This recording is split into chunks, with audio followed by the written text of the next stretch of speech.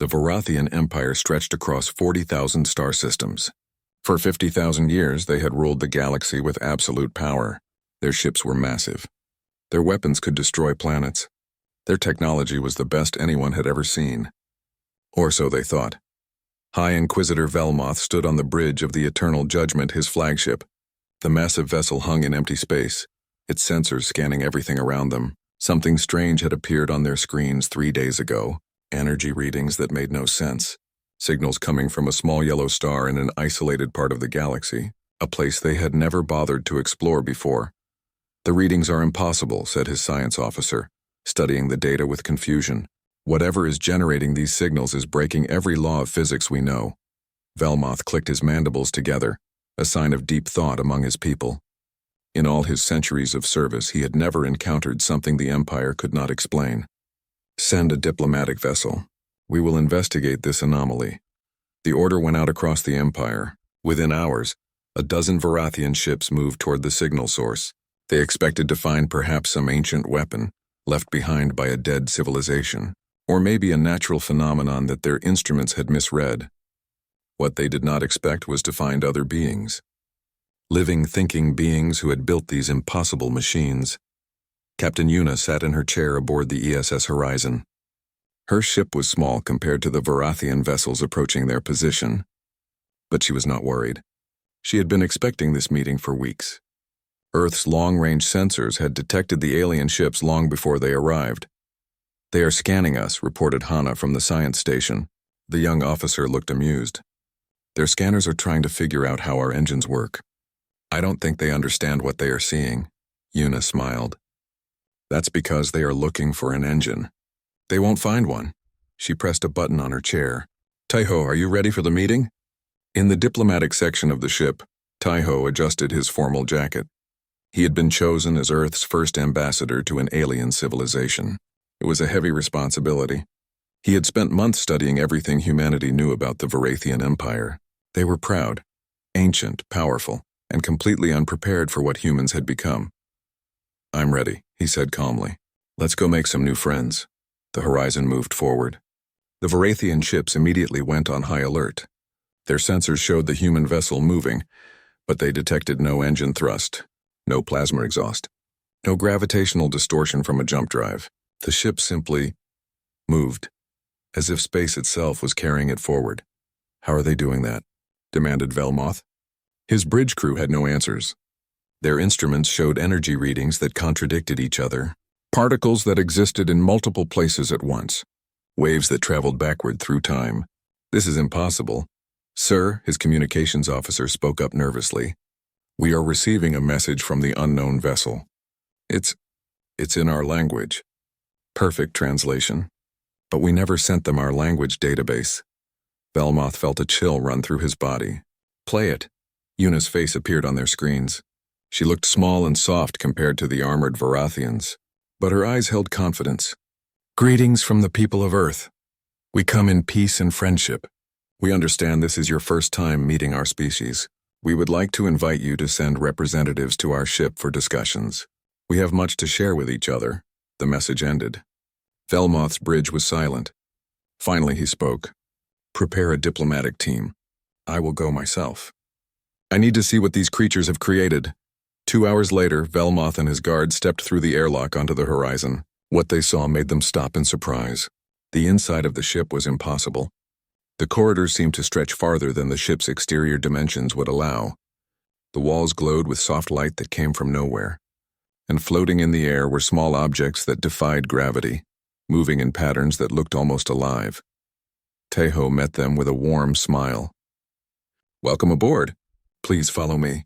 We have prepared a conference room for our discussion. As they walked, Velmoth's guards kept their weapons ready, but their eyes were wide with confusion. They passed rooms where human crew members worked with tools that seemed to reshape matter with simple touches. Through one window, they saw a garden growing inside the ship, but the plants moved in ways plants should not move, reaching towards sources of light that did not exist. The conference room was simple but elegant. Taiho gestured for his guest to sit. I know you have many questions. We detected your empire's communications years ago. We have been learning your language and your history. We wanted to be ready for this meeting. Velmoth sat down heavily. Your technology, it is unlike anything we have ever seen, and we have explored this galaxy for 50,000 years. How is this possible? How long has your civilization existed? We have had cities for about 10,000 years, Taiho said casually. We have been traveling in space for only 200 years. The Varathian stared at him in shock. 200 years? The Empire had been spacefaring for tens of thousands of years before reaching their current level of technology. How could such a young species create such advanced devices? That cannot be correct, Velmoth said firmly. Your technology it breaks the rules of reality itself. It would take millions of years to develop such things, if they are even possible. Taiho nodded slowly. You are right that our technology seems to break the rules. But that is because we use different rules. Your empire has spent 50,000 years mastering what exists. We spent our time learning to change what exists.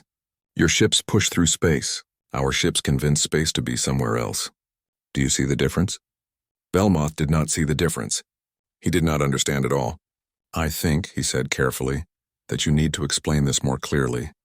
The Empire needs to understand what we are dealing with. Are you a threat to us? No, Yuna said, entering the room. We are not a threat. We are neighbors, and we would like to be friends. But we will not be subjects. The Empire has many client species who serve you. Earth will not join that list. We propose something different. Equal partnership. Mutual respect. Shared knowledge.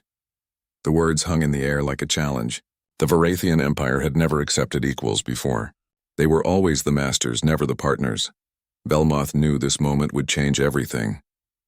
These humans, these young creatures from an isolated star, had somehow achieved the impossible, and the Empire would need to decide how to respond.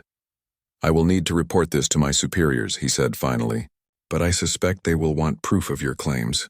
They will want demonstrations, Taiho smiled. We expected that. We are happy to show you what we can do, but I warn you, High Inquisitor, what you are about to see will change how you think about everything. Your Empire's understanding of reality is about to be challenged. Are you ready for that? Velmoth looked at the small human, so confident in his abilities. Show us, he said. Show us what makes you think you can stand equal to an empire that has ruled the galaxy since before your species learned to speak. The meeting had begun, and the galaxy would never be the same.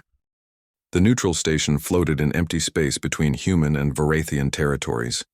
It had been built in just 3 days by human fabricators, a fact that had already unsettled the Varathian observers. Their own construction methods would have taken months to create such a structure.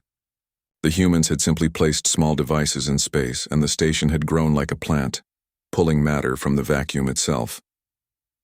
Admiral Crossnull stood with his arms crossed, watching as the humans prepared their demonstration. He was a military commander with 300 years of combat experience. He had conquered 12 star systems for the Empire. He did not believe these soft creatures could teach the Varathians anything about technology or power. This is a waste of time, he muttered to Velmoth. They use tricks and illusions. Our scientists will figure out how they do it, and then the Empire will have their secrets. Velmoth was not so sure. He had spent days aboard the human ship now. He had seen things that still made him wake up confused at night. Keep an open mind, Admiral. These humans are not what they appear to be. On the demonstration floor, Jinwoo stood calmly. He was a young man by human standards, barely 30 years old. But he carried himself with the confidence of someone who understood the universe in ways others did not. Next to him stood Dongho, a military attaché with a calm smile, and Minji, whose job was to explain everything in words the aliens could understand. Thank you all for coming, Jinwoo began, speaking to the assembled Varathian scientists and military officers. Today we will show you some basic human technology. These are simple tools that many humans use every day. We will start with something medical. He held up a small device no bigger than a pen. This is a cellular regeneration tool. It can reverse aging, repair damaged tissue, and cure most diseases. He pressed it against his arm. The device glowed softly. It works by convincing your cells to remember when they were young and healthy. Thren, the Empire's foremost physicist, stepped forward. That is impossible. Cells cannot reverse entropy. The second law of thermodynamics forbids it. Jinwoo smiled. Your second law of thermodynamics is correct for closed systems, but we do not work with closed systems. We work with connected systems. Every cell in my body is connected to every other particle in the universe. The device simply strengthens certain connections and weakens others. He handed the device to Thren. Try it. We scanned you when you came aboard. You have a degenerative condition in your primary nervous system. Use the device on yourself. Thren hesitated. His condition had been with him for decades. The best Varathian medicine could only slow its progress. But curiosity overcame his caution. He pressed the device against his own arm. Immediately he felt something change. The constant pain that had been his companion for years simply stopped. His hands, which had trembled slightly for as long as he could remember, became steady. What did you do?" he whispered. "We asked your cells to be healthy again," Jinwoo said simply. They agreed. The room erupted in confused chatter. Admiral Crossanall pushed forward. "Show us something military. Medical tricks are one thing. Can you defend yourselves against real weapons?" Dongho stepped forward. "Of course. Would you like to shoot at me?" The Admiral blinked in surprise. "What?" "Shoot at me," Dongho repeated calmly. "Use your sidearm. Full power. I will not move."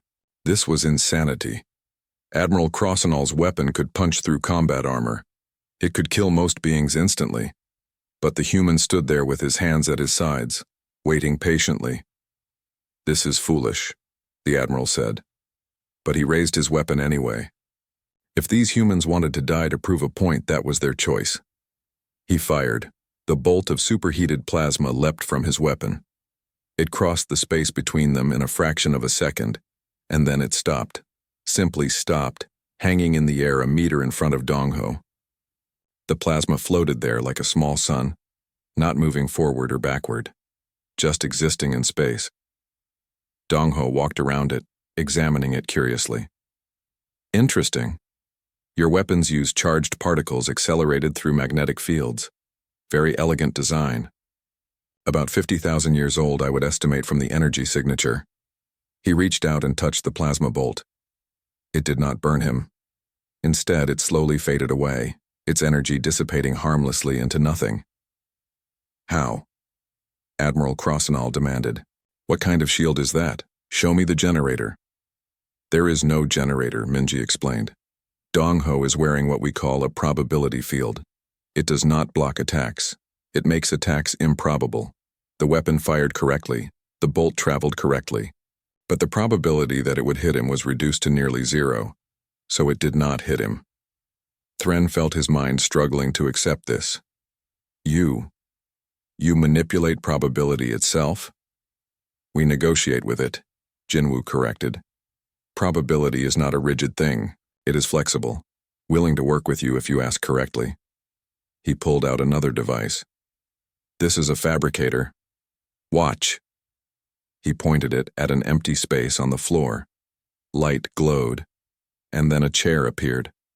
A solid, real chair that had not existed a moment before. "You transported it," said one of the Varathian scientists. "You teleported it from somewhere else." "No," Jinwoo said. "I made it, right here, from nothing." "That violates conservation of mass and energy," Thren protested. His entire education, his entire understanding of the universe was screaming that this was impossible. "It would," Minji agreed, "if we were working within a closed system. But we are not. The mass came from somewhere else, another place where it was not needed. We simply asked it to come here instead." She pulled out a small cube. "This is a communication device. It can send messages instantly to anywhere in the universe, not faster than light. Instantly, zero time delay." Admiral Crossanall laughed harshly. "Now I know you are lying. Nothing can travel faster than light. It is the fundamental speed limit of the universe." "You are correct," Minji said. "Information cannot travel faster than light. But who said anything about traveling? This device does not send information through space. It sends information to space. Space then delivers it to the other device. Space is everywhere at once, you see. It does not need to travel. She activated the device. I am now sending a message to a human ship on the other side of the galaxy, 50,000 light years away. She spoke into the device. Hello? This is Minji. Please respond. Immediately, a voice came back. Hello, Minji. This is Captain Soo-young. We read you clearly. No delay detected. The Varathian observers stood in stunned silence. This was beyond anything they had imagined. Their own fastest communications took days to cross such distances. These humans did it in no time at all. But Thren was no longer standing. He had fallen to his knees, his breathing rapid and shallow. His entire life had been dedicated to understanding the universe. He had won every honor his civilization could give. He had written the textbooks that every Varathian student studied. And now, in the space of an hour, he had learned that everything he knew was incomplete, worse than incomplete. It was like a child's understanding compared to what these humans had achieved. Velmoth knelt beside the old scientist. Thren, are you well? I am not well, Thren whispered. I am devastated. Everything I thought I knew, it is all wrong. Or not wrong, but so limited, so painfully limited. He looked up at Jinwoo with desperate eyes. Please, you must teach me.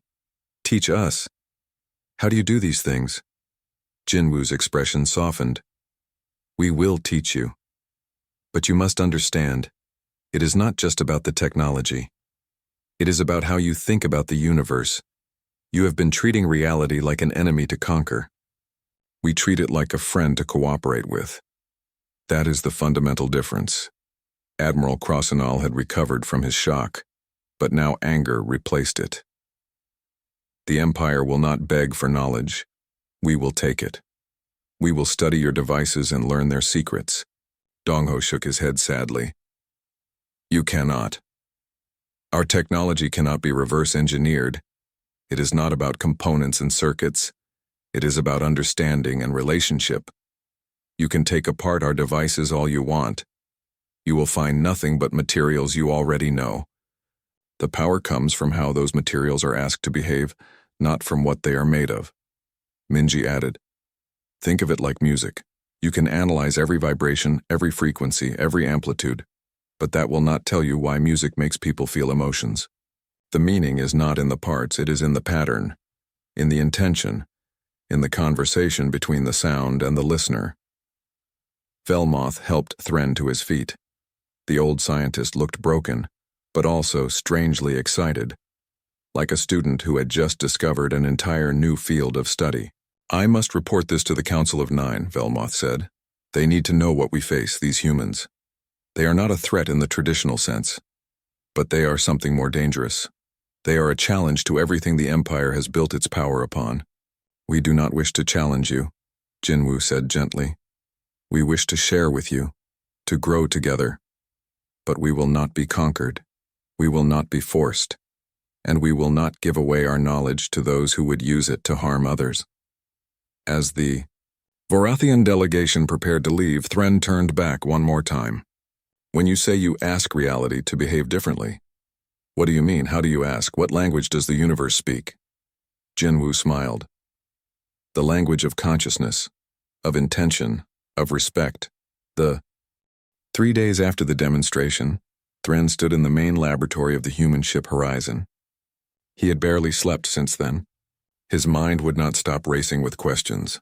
The Council of Nine had given him permission to learn everything he could from the humans. The Empire needed answers. They needed to understand what they were facing. Hyunwoo was waiting for him. The human physicist was older than most of his crew, with gray hair and calm eyes that seemed to see through everything. Next to him sat Somin, a young woman who worked with artificial intelligence, and Seungho, a historian who had spent his life studying how civilizations develop. Welcome, Thren, Hyunwoo said warmly. We are honored to share our knowledge with you.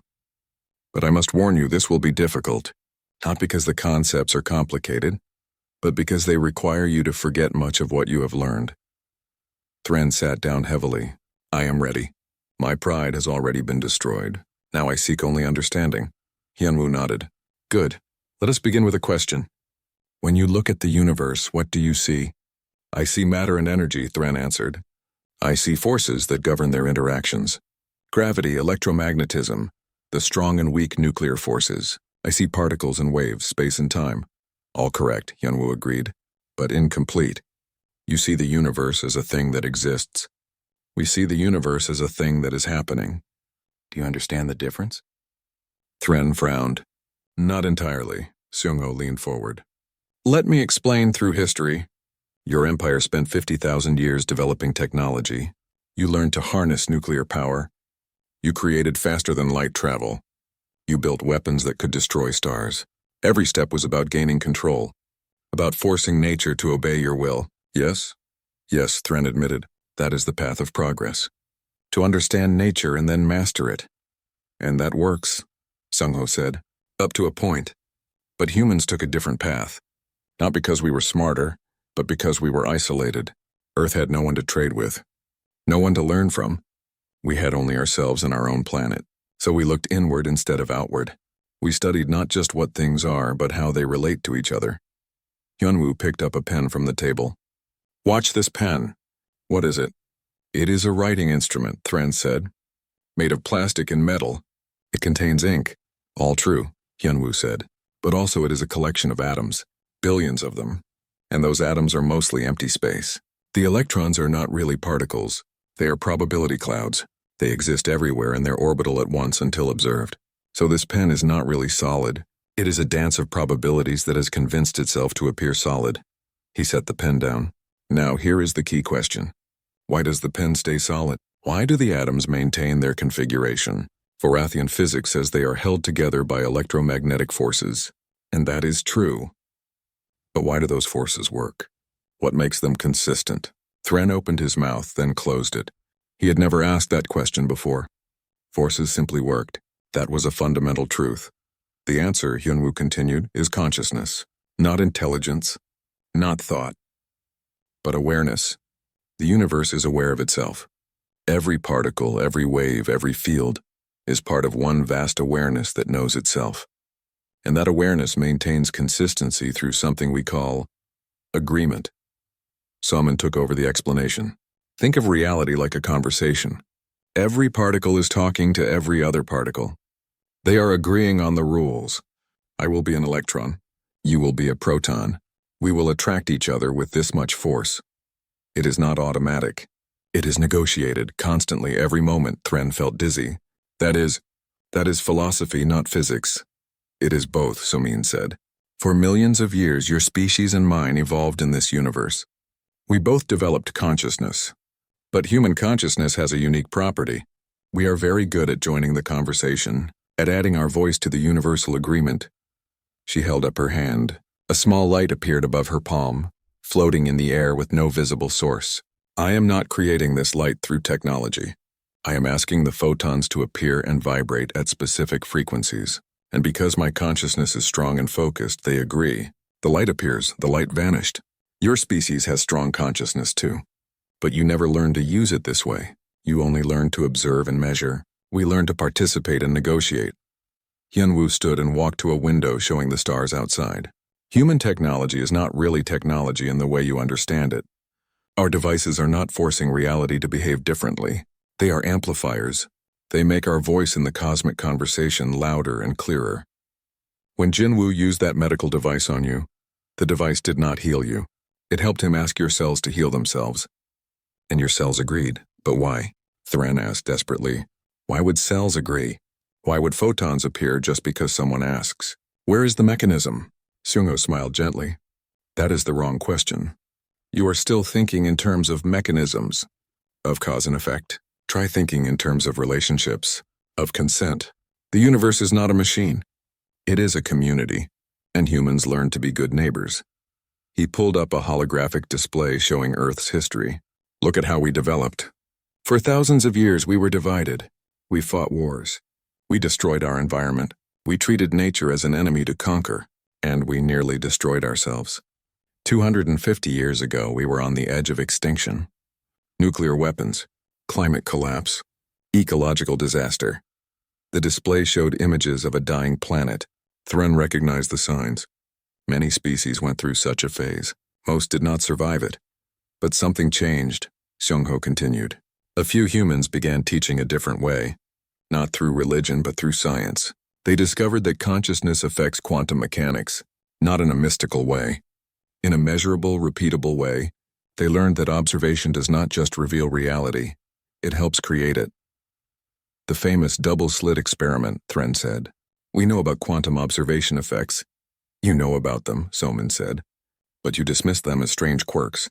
We studied them as fundamental truths. We built our entire technological philosophy on one simple idea. If consciousness affects quantum events, then by training consciousness we can affect reality at every scale.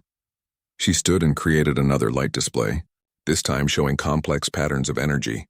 Human children learn meditation before they learn mathematics. We teach them to quiet their minds, to focus their intention, to listen to the universe. By the time they are adults, every human has a trained consciousness. We can all, to some degree, participate in the quantum conversation. And your devices? Thren asked. Our devices are trained too, Soman said. Not programmed, trained. We grow them using quantum cultivation techniques. We raise them in fields of focused consciousness until they develop their own awareness. A human ship is not controlled by a computer. It is partnered with a semi-conscious entity that exists half in normal space and half in quantum probability space. Thren stood up suddenly, pacing the room.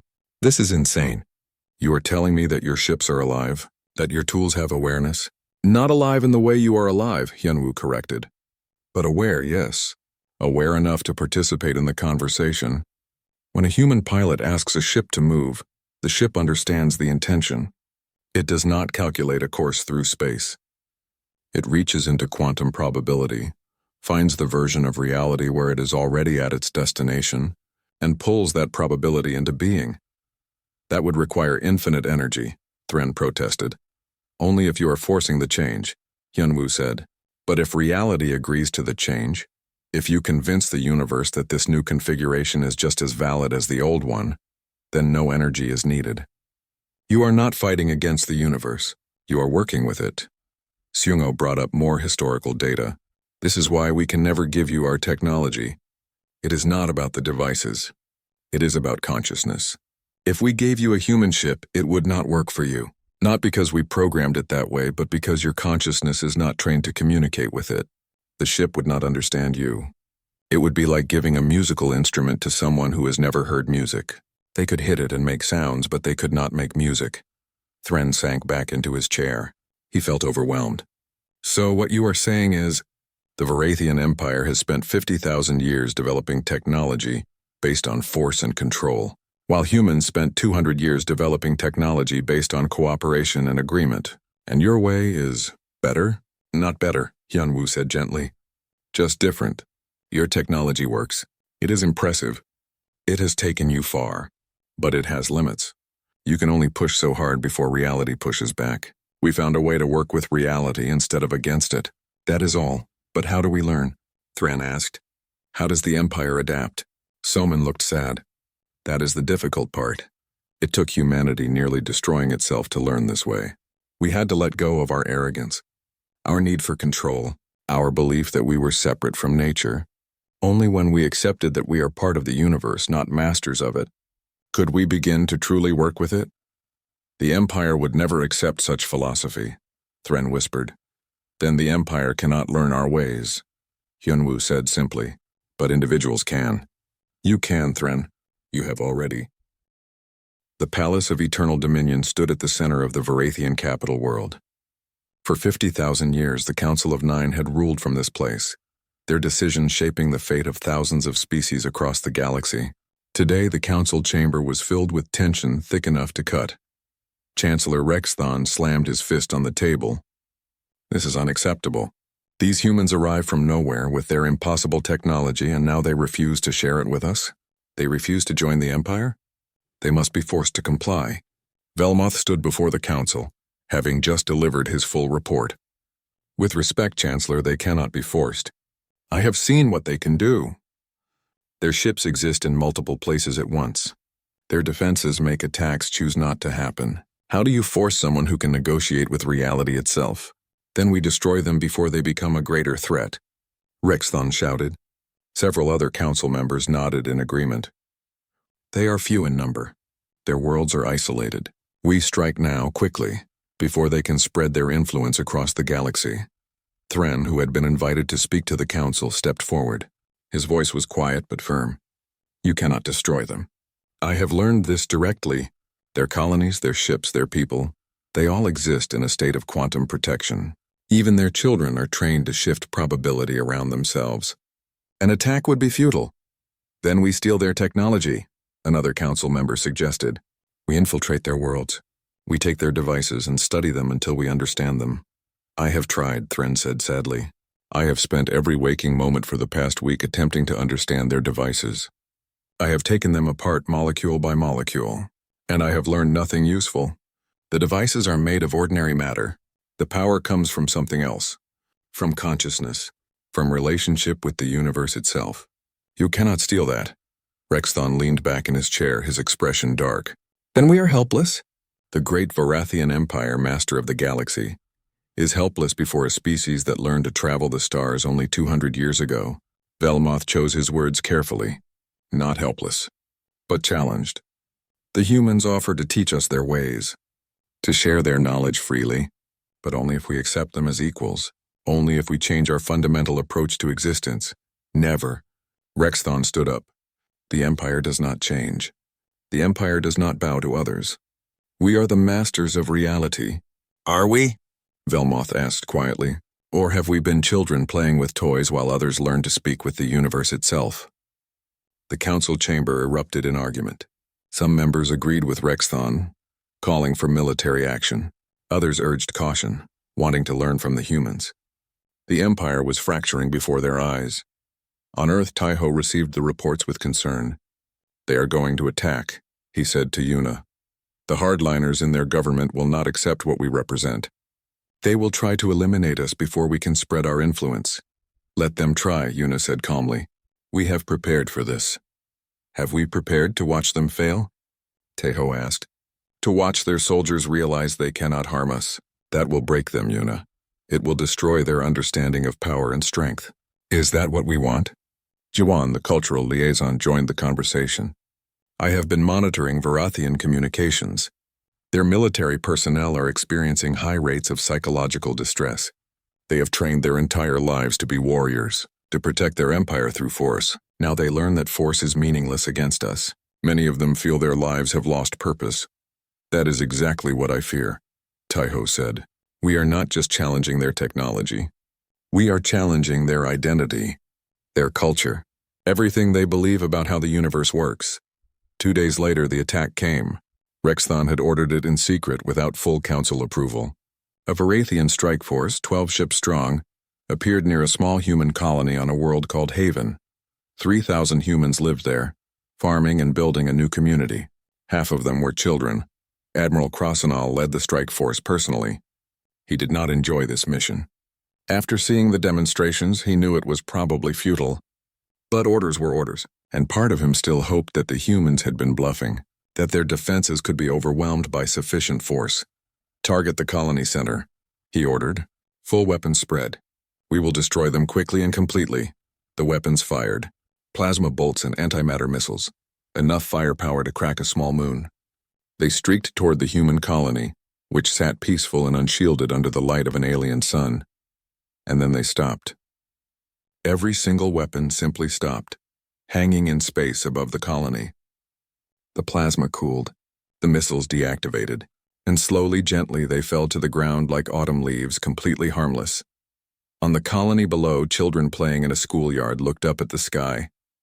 They saw the Varathian ships. One little girl, no more than 7 years old, waved at them. She was not afraid. She had been taught about the wider universe, about other species who might not understand the human way yet. In the school, the teacher continued the lesson calmly. Remember, class, she said, reality listens to all voices, but it pays special attention to those who speak with love and peace. Anger and fear make noise, but they do not make good conversation. Aboard the flagship, Admiral Crossanall watched his attack fail completely.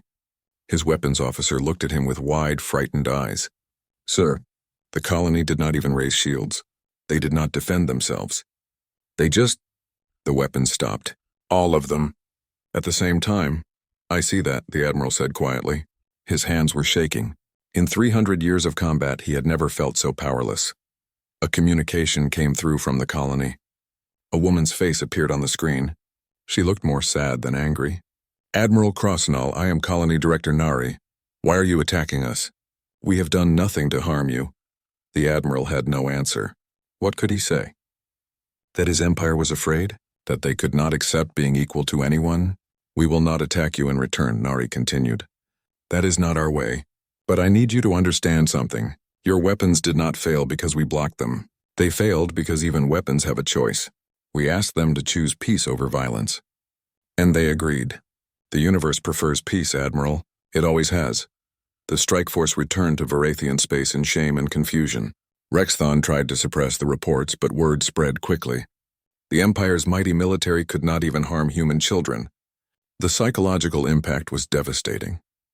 Velmoth visited the military academies where young Varathians trained to become soldiers. He found them in chaos. Instructors who had taught combat tactics for decades were questioning everything. Students were asking questions that had no answers. What was the point of military strength if strength itself was meaningless? But the worst was yet to come. Velmoth's intelligence network uncovered a disturbing truth. Rexthon was not just acting alone. He had been in contact with 3 other major galactic powers, the Zelthian Confederacy, the Morphic Collective, the Ancient Guild. All of them saw humanity as an existential threat. They are planning a combined assault, Velmoth told his trusted advisors, not just on human colonies but on Earth itself. They believe that if they strike hard enough, fast enough, they can overwhelm even human defenses. How many ships? Asked one advisor. 10,000, Velmoth said.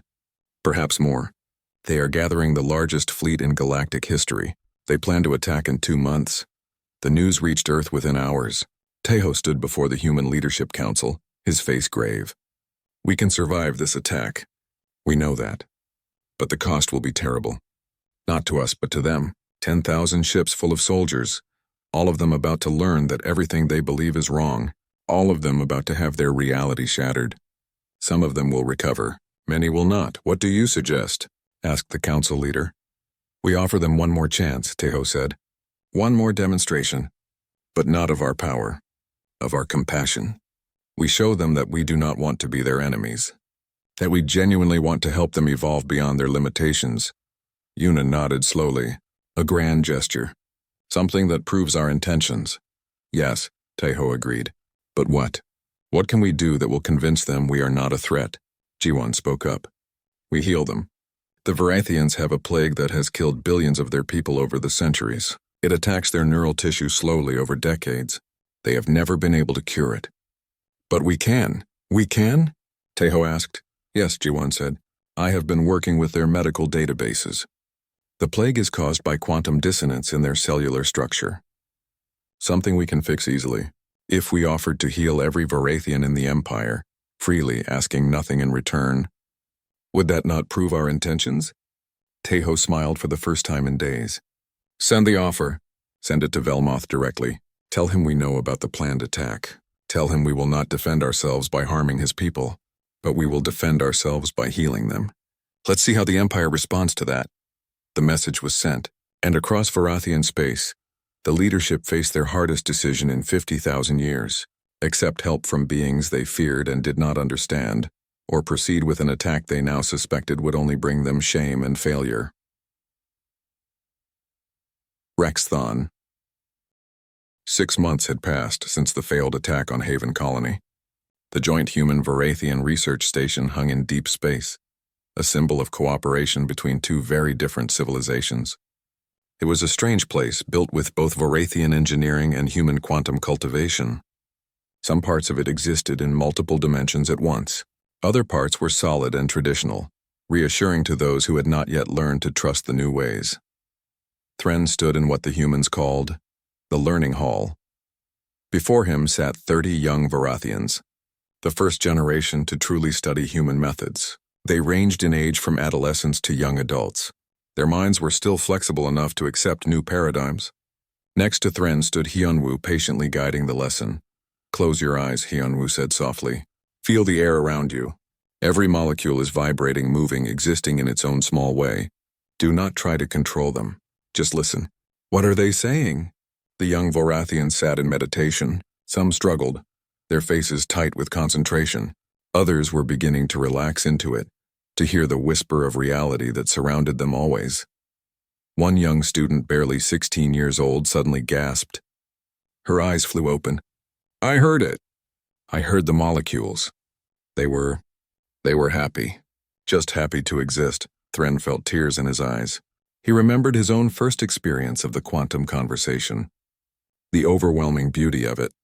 The joy of finally understanding that the universe was not cold and mechanical, but alive with awareness at every scale.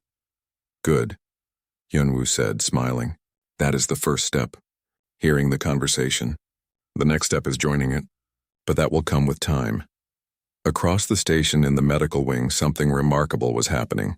Vorathian citizens were arriving by the thousands, coming to be healed of the plague that had haunted their species for millennia. Human medical specialists, working alongside Vorathian doctors, were teaching the healing technique. Not just using it, but teaching it. Ji-won oversaw the process, ensuring that cultural sensitivity was maintained. She watched as an elderly Vorathian woman, who had suffered from the plague for 40 years, slowly stood up from the healing bed. The constant trembling in her limbs was gone. The fog in her thoughts had cleared. She looked at her hands in wonder. "How?" she asked. "How did you cure in moments what our greatest doctors could not cure in centuries?" "We asked your cells to remember health," the human healer explained. "And we helped your consciousness accept that healing. You did most of the work yourself. Your body wanted to be well. We just reminded it how." The elderly woman began to cry. Why would you do this for us?" "We tried to attack you. We called you enemies. We planned to destroy you. And you heal us instead?" Ji-won knelt beside the woman. "Because harm begets harm, but healing begets healing. We could have hurt you back. But what would that create? More pain, more fear, more violence. We chose a different path. We chose to show you who we really are, not through words, but through actions." News of the healing spread across the Vorathian Empire. Billions of citizens began requesting the treatment. The humans could not heal everyone at once, so they trained Vorathian doctors in the technique. It required learning the basics of quantum consciousness work, which meant learning to hear the universal conversation. Slowly, gradually, Vorathian society began to change, not through force or decree, but through experience. Those who were healed began to understand that there was another way to exist, another way to relate to reality. In the political sphere, change came more slowly. Chancellor Rexthon had resigned in disgrace after the failed attack. Velmoth had been elected as the new chancellor by a narrow margin. His first act was to officially recognize humanity as an equal sovereign power. His second act was to establish the research station and begin the exchange of knowledge. But the other alien powers had not changed their minds. The Zelthian Confederacy, the Morphic Collective, and the Ancient Guild were still gathering their fleet. 10,000 ships now, perhaps more. They saw the Vorathians as weak, corrupted by human influence. They would succeed where the Empire had failed. Taeho stood on the bridge of the horizon, watching as the massive alien fleet approached. They had chosen to make their stand here at the research station, a symbolic location. If humanity was to prove itself to the galaxy, it would be here. Yuna stood beside him, calm as always. "The fleet is 3 hours away. They are broadcasting demands. They want us to surrender our technology and submit to their authority. They say they will destroy us if we refuse. We will not surrender," Taeho said, "but we will not destroy them either. There must be another way." On the station, Hyunwoo was working with Thren and the young Vorathian students. They had an idea, a desperate plan that might prevent bloodshed, but it would require something unprecedented. It would require thousands of minds working in perfect harmony to join the quantum conversation at a scale never before attempted. "We need to show them," Thren said. "Not tell them. Not defeat them, show them. Let them experience what we have experienced." Hyunwoo nodded slowly. "It is risky. To force such an experience on unwilling minds could harm them. But perhaps if we simply offer it, open a door and let them choose to walk through, They gathered everyone they could, every human on the station, every Varathian who had learned even the basics of quantum consciousness work. 200 minds in total. Not many, but it would have to be enough. As the alien fleet arrived, weapons charging and ready to fire, the group on the station entered deep meditation. They reached out together, their consciousnesses linking in ways that transcended normal space. They touched the quantum substrate of reality itself and spoke with one unified voice. They did not attack. They did not defend. They simply showed the truth. Every soldier, every captain, every admiral in that massive fleet suddenly felt something shift. It was not forced on them. It was offered to them. A sensation, a feeling, a moment of awareness where they could hear the conversation that underlay all of existence. Some rejected it immediately, shutting it out with fear and anger. But others, perhaps half of them, perhaps more, paused. They listened. And in that listening, they began to understand. Aboard the flagship of the Zelthian Confederacy, the Supreme Commander felt his entire worldview crack open.